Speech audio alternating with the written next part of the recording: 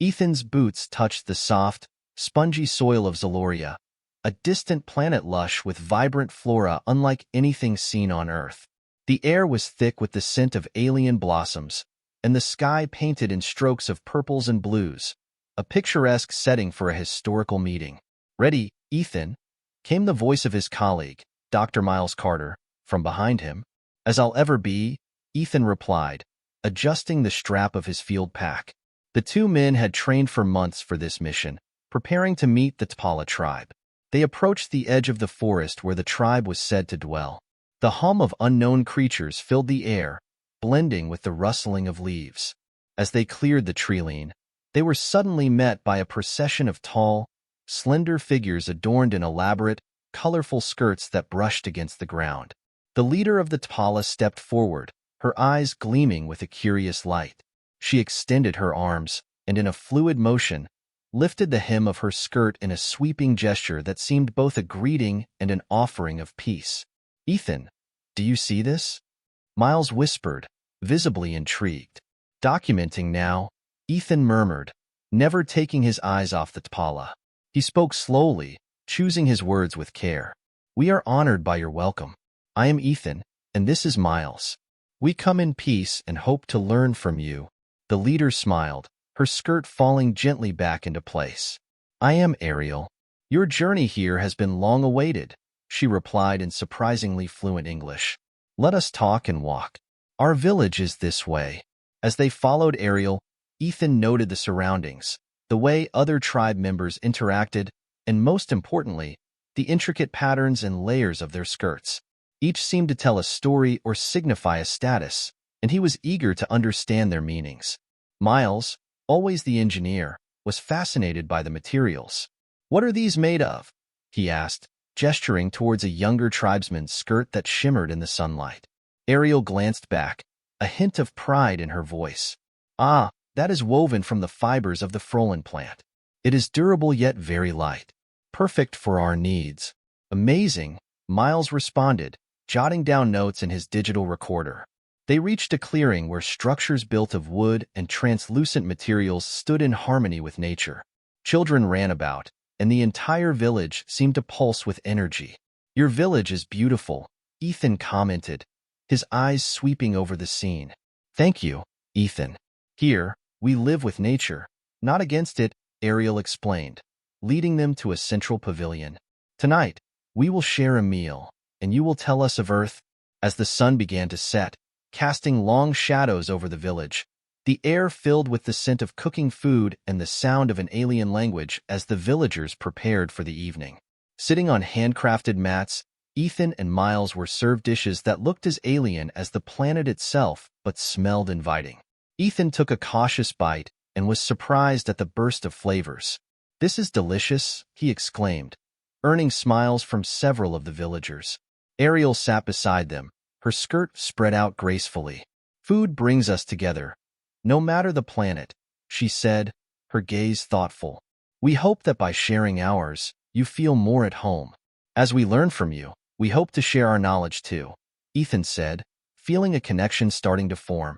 "There's much we could learn from each other."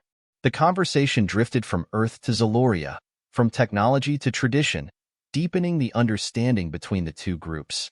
As the stars began to appear in the night sky, Ethan felt a profound sense of promise about what lay ahead. "We look forward to learning more about your customs, especially the significance of your skirts," Ethan mentioned, glancing towards Ariel's vibrant garment. Ariel laughed softly. "All in good time, Ethan. For now, let us enjoy the harmony of this moment." Under the Zolorian stars, surrounded by new friends and a world of possibilities, Ethan felt a rush of excitement about the days to come. The first contact had been made, and the journey of discovery was just beginning. The next morning, Ethan awoke to the gentle sounds of the village stirring to life. The sun filtered through the organic fabrics of his temporary dwelling, casting patterns that reminded him of the complex skirts of the T'Pala. Today, he was eager to delve deeper into their meanings. After a light breakfast shared with Miles, they were greeted by Ariel and another tribesman named Vor, a scholar of their people's traditions. "Good morning, Ethan. Miles? Dvor here is very knowledgeable about our customs, especially the skirts, Ariel introduced with a warm tone. Pleased to meet you both, Devore said, his voice deep and resonant. I hear you are interested in our ways of communication. Yes, we're very curious about the skirts, Miles chimed in, his engineer's mind already ticking with questions. Could you explain what different patterns or colors signify? Of course, Devore began, gesturing for them to follow him. As they walked, he pointed to various villagers they passed. You see, the skirt is not merely attire but a canvas of identity. Each pattern, each hue represents a part of our history, status, and even mood. Stopping beside a large fabric hanging, Devore traced a hand along a vividly colored segment. This pattern, for example, signifies leadership. It is worn by those who have shown great understanding of our laws and lore. Ethan took notes on his tablet, deeply fascinated. And what about the different colors? I noticed a range of blues and greens mostly. Ah, colors. Devore smiled slightly. Blues represent wisdom. Greens are for harmony with nature. And the rare purples, like on Ariel's skirt, are for those with a strong spiritual connection to Zoria. As they continued the tour, they approached a group of villagers crafting new skirts. Would you like to try weaving? Ariel asked, a playful note in her voice. Ethan and Miles exchanged a look, the latter shrugging before they both nodded. Why not? It might help us appreciate the skill involved, Ethan replied. Sitting down at a loom, Ethan followed Ariel's instructions, his fingers fumbling at first but soon finding rhythm. Miles, meanwhile, discussed the material properties with another weaver, fascinated by the technology infused in natural processes. How's it going, Ethan? Miles called out, grinning as he saw Ethan's concentrated expression. Better than I expected, Ethan admitted, laughing. It's therapeutic, actually. As the morning passed, Devore elaborated on more subtle nuances, such as how the arrangement of symbols could change a skirt's message. Ethan was intrigued by how such a beautiful art form carried deep communicative power. Is there a way to directly learn the meanings, or is it more about intuition? Ethan asked, his eyes scanning the myriad patterns. Some of it is learned, but much is felt, Devore explained. You begin to see the stories in the weave as you understand our culture. I'm starting to see that, Ethan mused, looking down at his own clumsy but earnest attempt at weaving. It's like learning a new language, not just of words, but of history and emotion. Exactly, Ariel nodded, pleased. You are truly beginning to understand. Their session ended with a light meal where the villagers wore casual skirts, simpler but still expressive. Ethan noticed subtle variations he had missed before, each telling him a little more about the wearer. As the sun began to set, Ethan and Miles thanked their hosts for the insightful day. Thank you, Devore, Ariel. Today was incredibly enlightening, Ethan said sincerely. We're glad to share our culture with you, Devore responded, his eyes twinkling. And there's much more to learn. Walking back to their dwelling under a starlit sky, Ethan felt a deep sense of connection to this alien culture, woven together through the language of their skirts. He was eager to learn more, to weave further into the fabric of the T'Pala people. The following day, Ethan and Miles joined Devore early in the morning for a hike to the nearby hills, a place Devore described as historically significant for the T'Pala. The hills offered a panoramic view of the landscape and served as a gathering spot for seasonal ceremonies. Today, you will see where we celebrate the solstice of skirts, Devore explained as they trekked along a winding path bordered by fluorescent flora. It's quite a sight, the whole community coming together, each member's skirt telling the story of the passing year. Ethan, hiking beside Devore, was eager to understand the deeper cultural significance of these ceremonies. What happens during the solstice of skirts? He asked, his notebook at the ready. We reflect on our personal and communal journeys, renewing our commitments to each other and to Zoria. Each person presents a piece of their skirt to weave into a communal tapestry, symbolizing unity, Devore elaborated, his voice filled with pride. Miles, who had been more absorbed in the technological aspects of the T'Pala, found himself drawn into the conversation. Is it like a renewal of vows? He inquired, adjusting his pack. In a way, yes, Devore nodded. It's a renewal of our bonds, through the threads of our lives. You'll see some of these tapestries in the village hall. As they reached the crest of the hill, the view opened up spectacularly. Ethan and Miles took a moment to absorb the beauty, the alien landscape sprawling before them in a tapestry of its own. Beautiful, isn't it? Devore said, joining them. Our ancestors chose this place well. Absolutely, Ethan agreed, taking photos. The perfect place for reflection. They descended into a valley where several T'Pala were gathering herbs. Devore introduced them to another aspect of their culture, the medicinal uses of native plants, which were often incorporated into the dyes for their skirts. This plant, Devore pointed to a small, blue-flowering herb, is used for healing wounds. It also produces a vibrant blue dye, symbolizing strength and recovery. Miles, intrigued, knelt to examine the plant closer. Do you use it in treatments often? Quite frequently, Devore replied, helping him collect some of the herbs. Let's gather some for you to take back. It might be useful. As they collected herbs, Ethan noticed how the T'Pala seamlessly integrated aspects of their environment into their culture, and how every element of their life was interconnected with the skirts they wore. Returning to the village, they spent the afternoon with a local craftsman who specialized in dye making. Ethan and Miles both tried their hands at dyeing fabric, laughing as they ended up with more dye on themselves than on the fabric. Looks like I'm wearing this dye for a while, Miles joked, examining his stained hands. It suits you, Ethan quipped, equally messy. We'll start a new fashion trend on Earth. The craftsman, amused by their efforts, showed them how to fix the dyes properly. It takes patience and care, much like understanding each other, he said, a thoughtful look in his eye. As the day wound down, Ethan felt a profound appreciation for the T'Pala's way of life. The integration of nature, culture, and personal expression through their skirts was unlike anything he had experienced on Earth. That evening, over dinner, Ethan discussed with Miles the possibility of extending their stay. There's so much more to learn here, Miles. I think we're just scratching the surface. Miles nodded, his earlier reservations replaced by a genuine curiosity. I agree. Let's see if we can arrange it with the mission control. I'm not ready to leave just yet.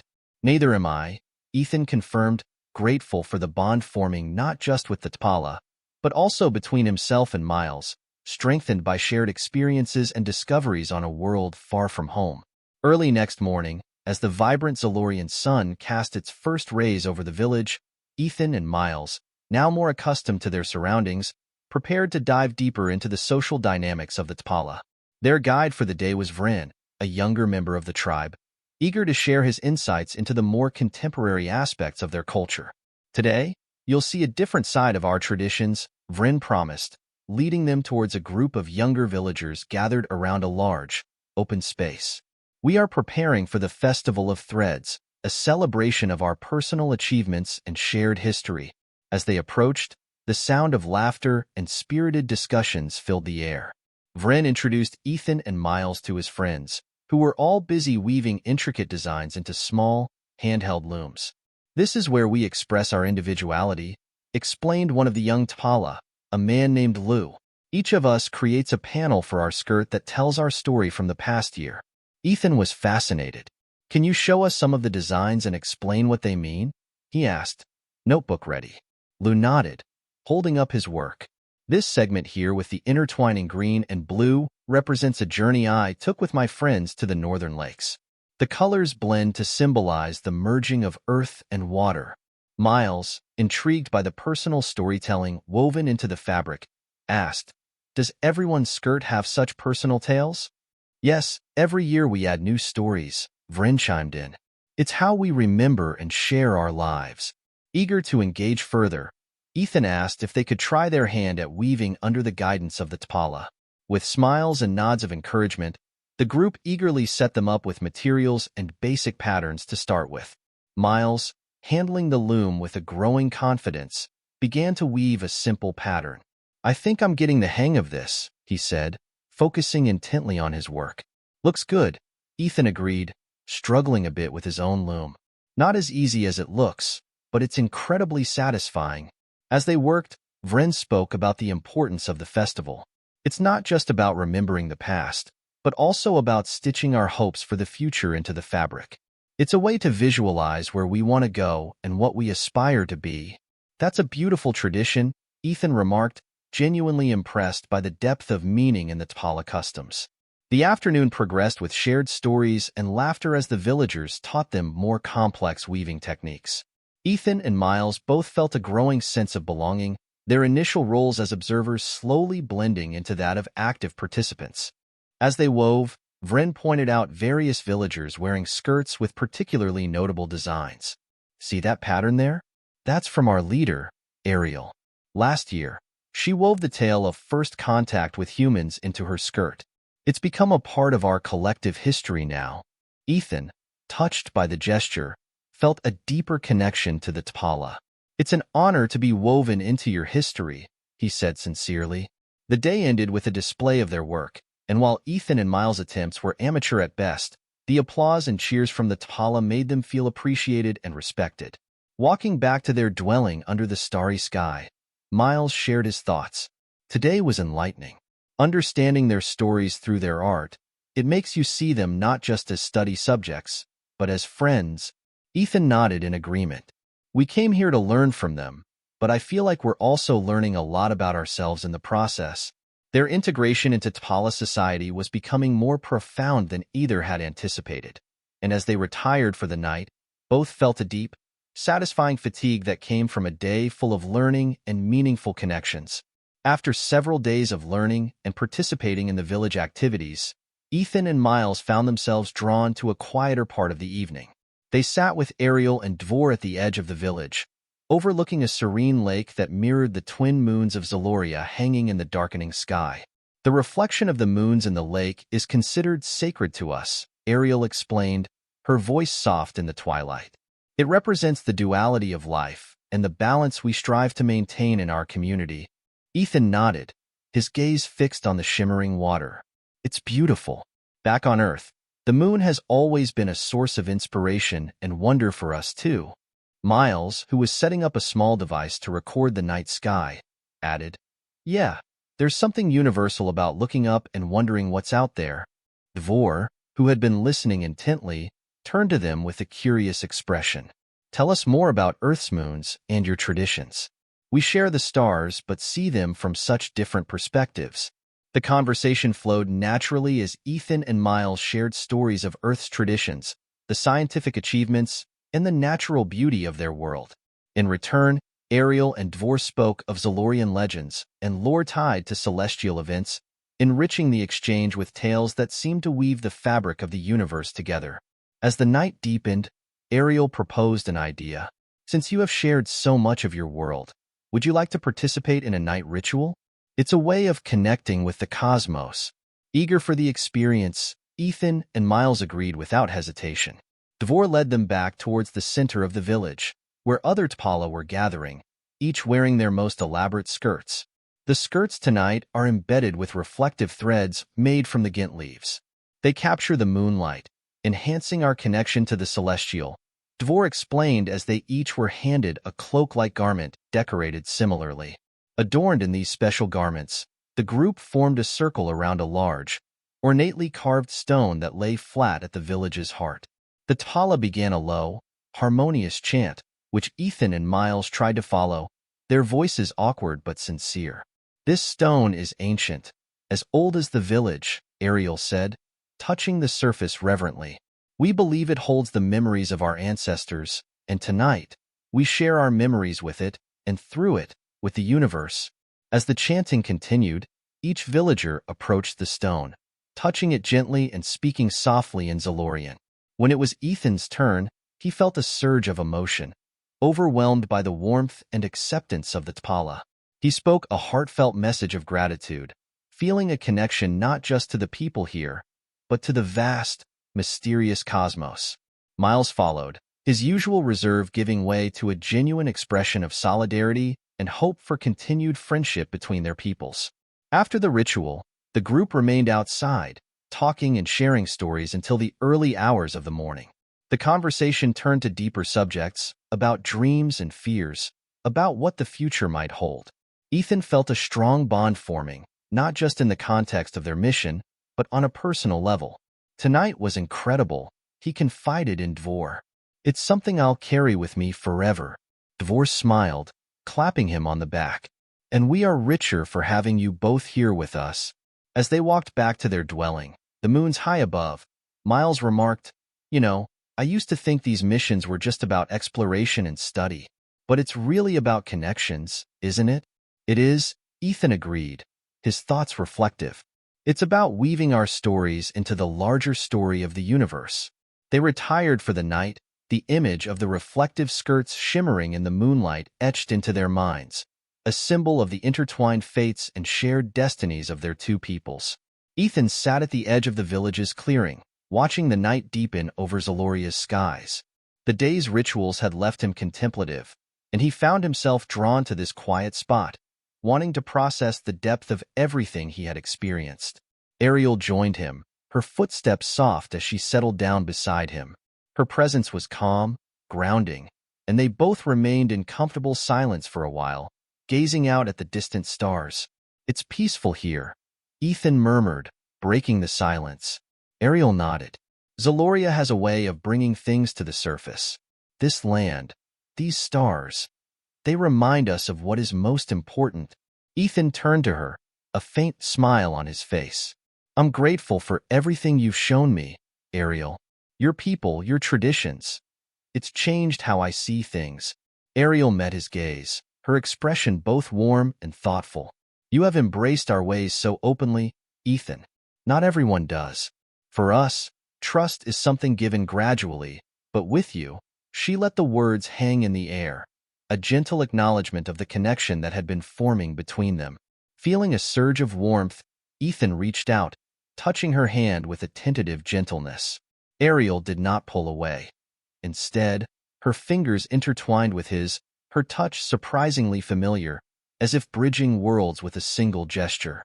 "Do you believe that two beings from different worlds can understand each other like this?" Ethan asked softly, his gaze holding hers.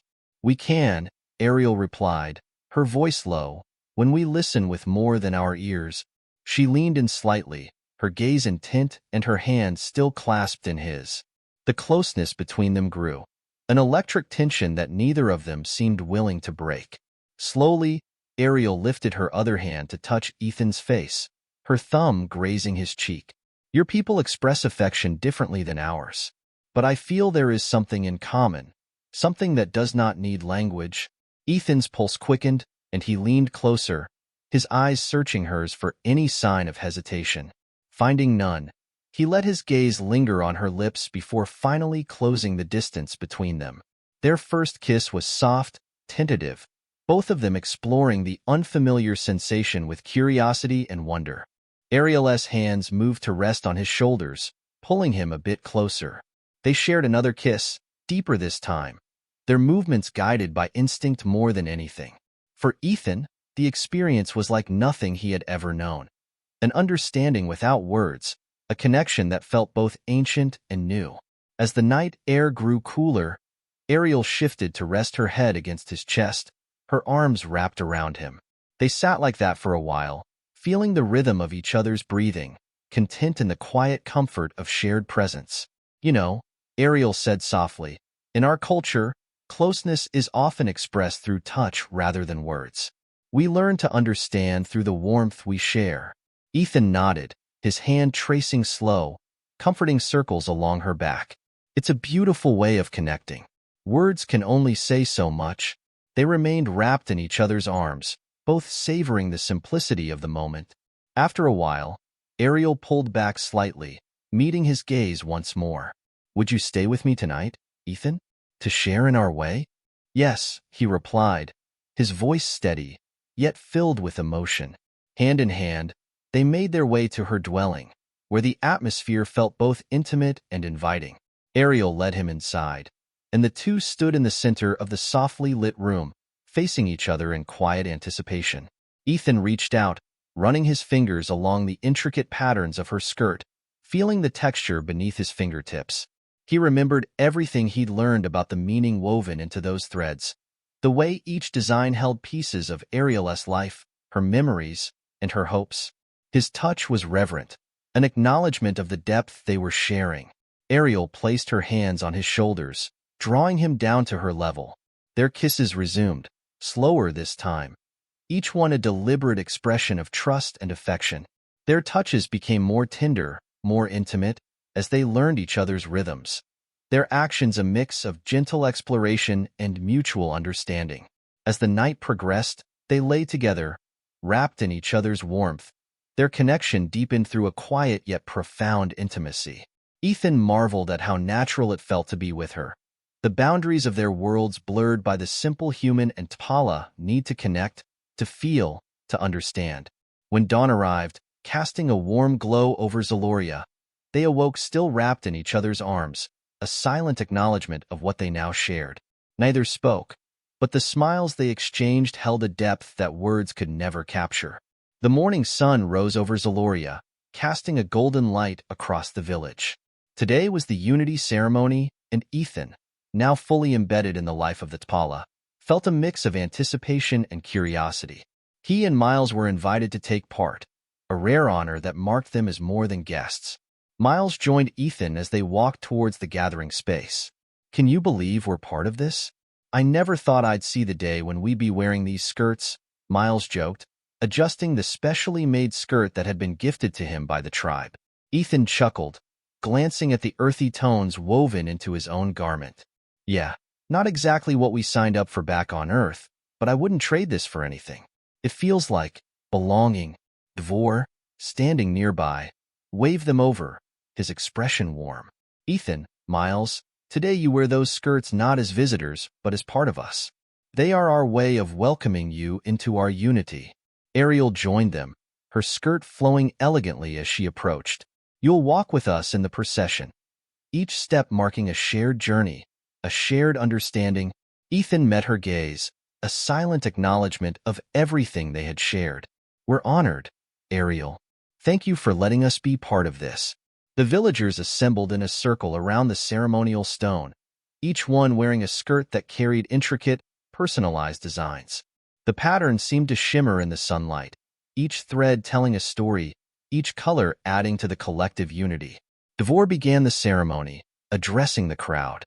"Today, we gather to honor the bonds that hold us together, to celebrate our lives interwoven like the fabric we wear." One by one, villagers stepped forward, touching the ceremonial stone, each speaking a few words about their journey, their hopes, their shared experiences. When it was Ethan's turn, he felt the weight of the moment. He stepped up, placing his hand on the stone, his voice steady. "I came here a stranger, but you opened your hearts to me. I've learned that though we come from different worlds, there's a shared thread in all of us. I am honored to be part of you." The villagers murmured their approval, and as Ethan stepped back, Miles took his place, offering a similar sentiment. "To new friends and shared stories. I didn't expect to find family here, but I think I have." Ariel came forward, placing her hand on the stone and speaking to the crowd. "Today, we welcome Ethan and Miles as part of us. In every thread of our unity, they have found a place." After the ceremony, the villagers embraced Ethan and Miles, each one offering words of warmth and welcome. Ethan felt a sense of fulfillment, a completion of the journey he had unknowingly set upon. As the sun set, Ariel approached Ethan, her eyes shining. "You are one of us now, Ethan. This place will always be a part of you." Ethan took her hand, squeezing it gently. "And you'll always be a part of me." "Thank you, Ariel, for everything." Under the evening sky, Ethan and Miles stood among their new family, feeling truly, irrevocably at home.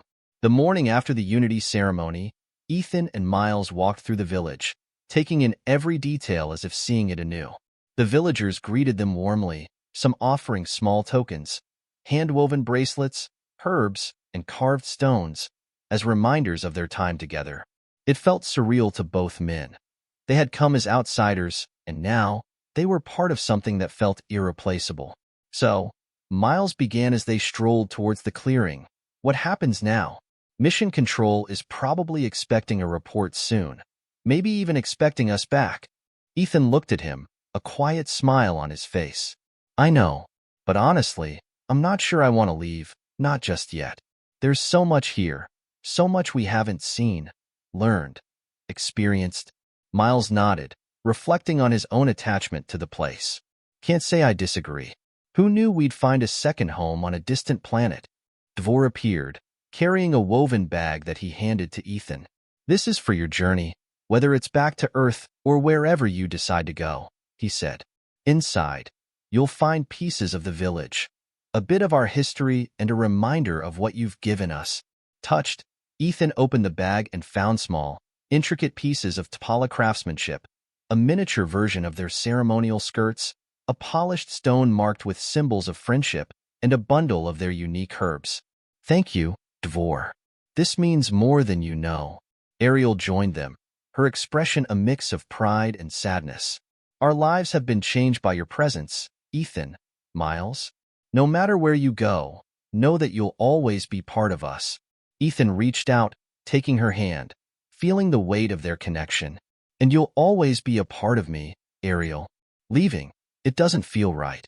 But I know I have responsibilities back on Earth. You'll find a way, Ariel said softly. Our worlds are different, but that doesn't mean they can't touch. Miles, trying to lighten the mood, patted Ethan on the back. Looks like we're due for some frequent flyer miles, buddy. One way or another, I don't think this'll be our last visit. Dvor laughed, his deep voice filling the air. You'll always have a place here. Come back to us when you can. There will always be more stories to share. As the sun climbed higher, Ethan and Miles packed their belongings, each movement feeling heavier with the knowledge of what they were leaving behind. When it was finally time, the village gathered to see them off, the T'Pala lifting their skirts in their traditional greeting, a gesture that now held profound meaning for the two men. Ethan and Miles raised their hands in farewell, their eyes lingering on the people who had become family. As they turned towards their ship, Ethan looked back one last time, meeting Ariel's gaze. She lifted her hand, a silent promise shared between them. As the ship rose, leaving the village behind, Ethan and Miles sat in quiet reflection. Earth awaited, but Zoria was now a part of their journey, woven into the fabric of who they were. We'll be back, Ethan whispered, looking out at the receding planet, knowing this was just the beginning of a connection that would span the stars.